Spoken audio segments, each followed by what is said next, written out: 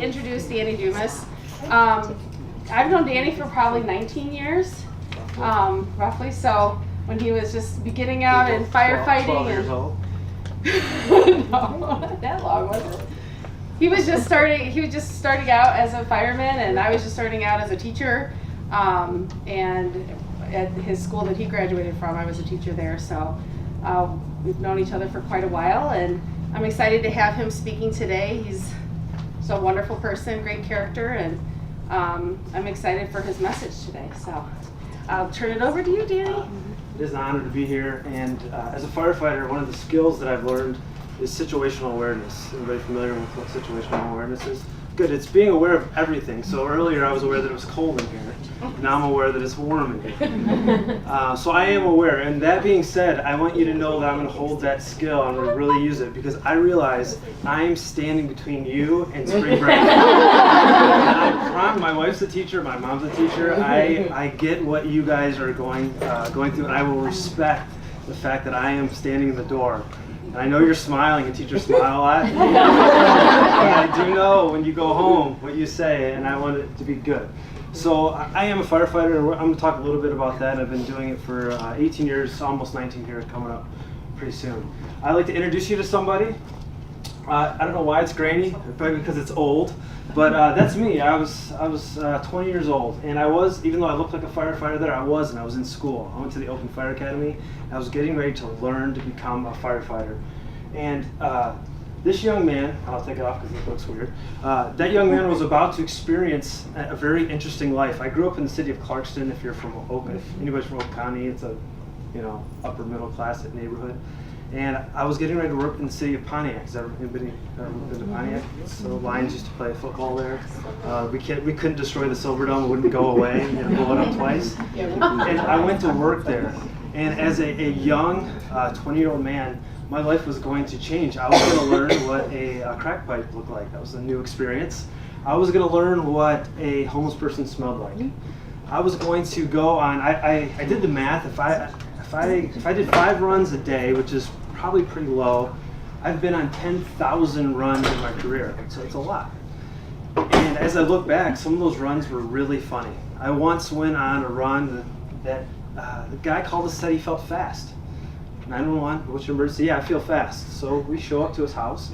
He ended up being a 16-year-old, and his buddy, who was 17, said, hey, he just smoked weed for the first time. He's just freaking out. I'm like, oh, well, what's going on, buddy? He's like, I feel really fast. I'm like, I don't know, what does that mean? He goes, I'll show you, watch.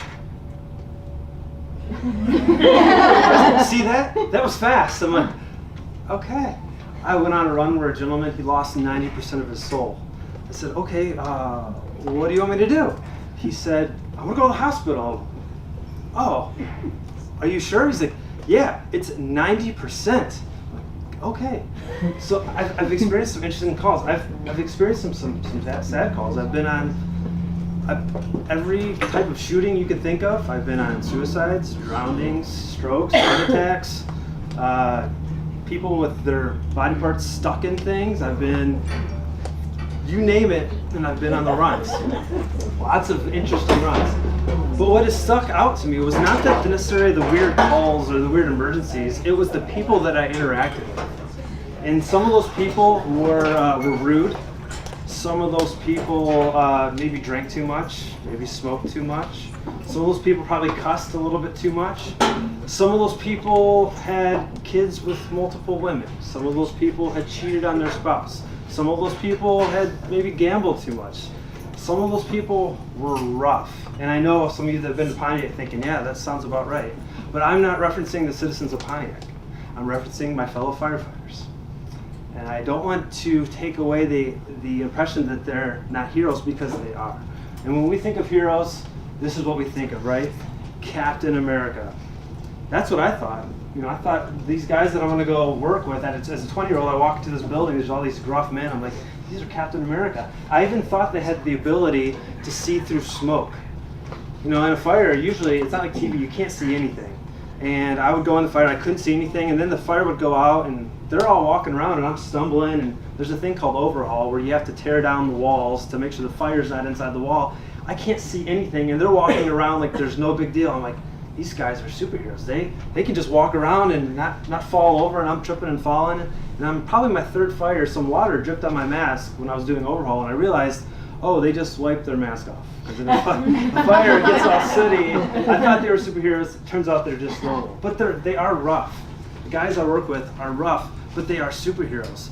They have literally, I've watched these men and women, we have one lady, do the most extraordinary things. Selflessly give of their safety, selflessly give of their lives. We had a firefighter die. But how are they? They're not this guy. What I realized is they're way more this guy. So on the scale of superhero, right, we have Captain America, and we have some Captain Americas, all around good guys. And we have Deadpool, all around funny guys, a little rough around the edges. And we have guys in between, but they're all superheroes. And again, I respect the situational awareness. Maybe this is interesting, but I know you want to say, well, why? I'm a teacher, and why am I not walking out the door? And I want to tell you a story about a teacher who saved my life. Can I do that? So it was the summer of 2013. I was assigned to Rescue 3. A rescue is like a big ambulance. Has a little bit of firefighting equipment on it. Me and my partner Sean, we get dispatched to a house fire. And for those of you that don't know, most fire departments mostly go on medical calls. 90% of all the calls we go on are medical. So we pick up a lot of old people off the ground, a lot of people with sick stomachs, and there's 3 cars in their driveway. You probably take themselves, but we do that a lot. So when we get a fire, maybe 200 a year, we're excited. Like, all right.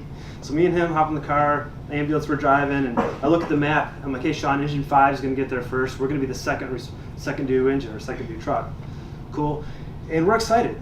For us, firefighting is fun. Now, it's a little bit dangerous. It's a little bit scary, but for the most part, this is why I signed up. I didn't sign up to get thrown up on. I signed up to go inside buildings and smash doors in and break stuff and be aggressive. And that's what I signed up to do.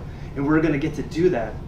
And sure enough, I hear engine 5. Engine 5's on the scene. Engine 5's in command. We got a working house fire. We'll be stretching the line. All that's totally normal. Everything's going good. And about 30 seconds later, I hear 2 words that change everything. And those two words were, this is a priority attack. And we still say those things, priority attack. That is letting everybody know we have a confirmed victim inside. And I know that means instead of showing up and we're going to have a hydrant before we go in, and there's going to be at least 2 guys on our rapid intervention team to save us in case something bad happens, I know all that goes out the window. I know that instead of this being really exciting and really fun, this is going to be extremely dangerous and extremely important. And as I show up, my suspicions are confirmed. This house is off to the races. There's fire shooting out one side of the building, but there's a line going in, and in my head I think, awesome. Engine 5 is going to hit it.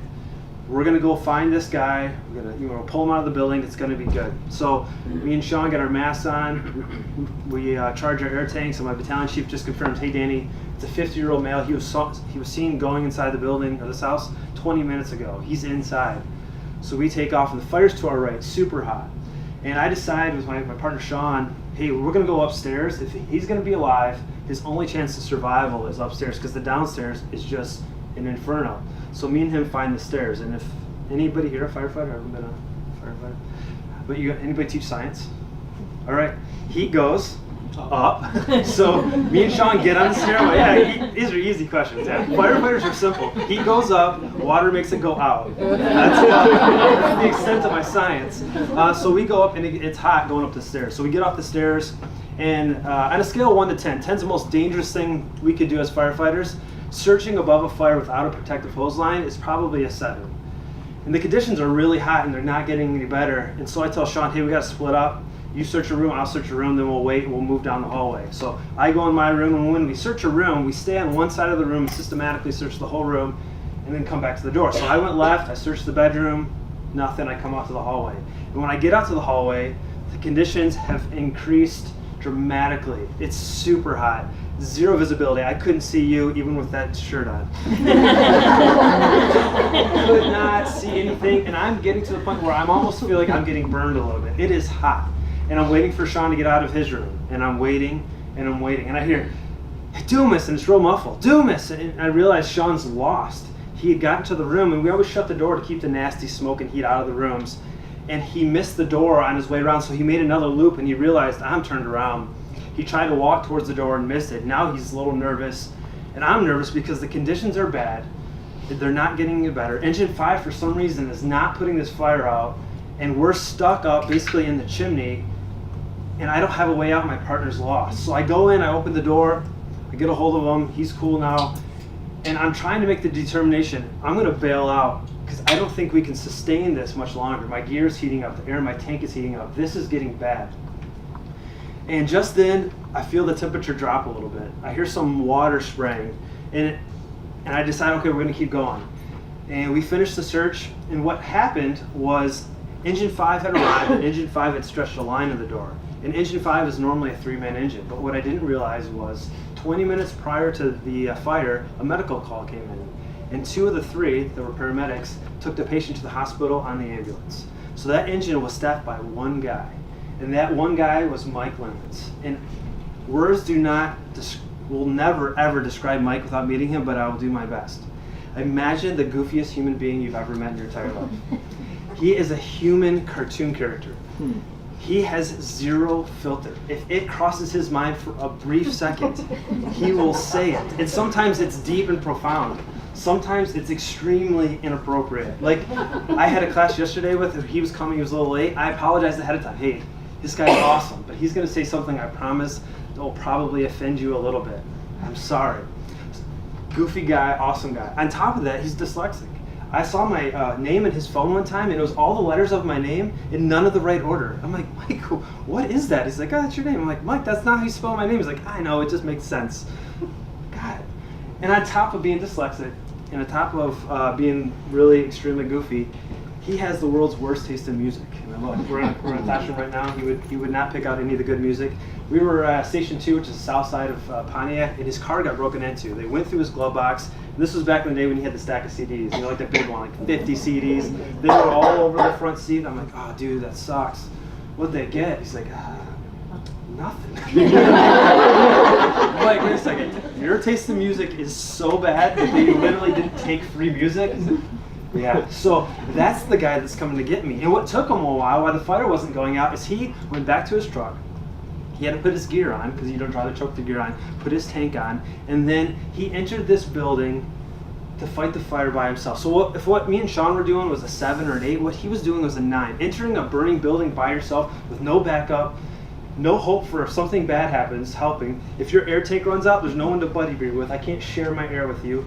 He was doing a 9 out of 10. This goofy, dyslexic, bad taste in music guy risked his life to save me. He risked his life for the mission so we could try to find this gentleman that was stuck in there. He risked everything, and Mike's an important guy. He's got a family, a couple kids, wife. He's important, and he risked everything. And again, with my situational awareness, go, Danny, what does that have to do with the teacher? In order for Mike to ever have any chance whatsoever at passing that test to become a firefighter, he had to have one of you, an elementary teacher, sit down with them and go, Mike, the letters look like this. A D is flipped this way and a B is flipped this way. He was not going to succeed as a firefighter without somebody, maybe just one caring adult, stepping in and making a difference. Someone stepped in and made a difference for Mike, and I promise you, knowing him as an adult, he is the annoying little kid that will not sit still, that all of you have in your class, probably multiples of that same kid. All of you, I'm sure, probably have more of that class than you have of like this, sitting still. But because someone decided, you know what, I'm going to step forward and take a little bit more effort with this little wild, crazy kid with bad taste in music, he was able to be there for him. Because honestly, this might be bullying, so I apologize, I know I'm school, but guys,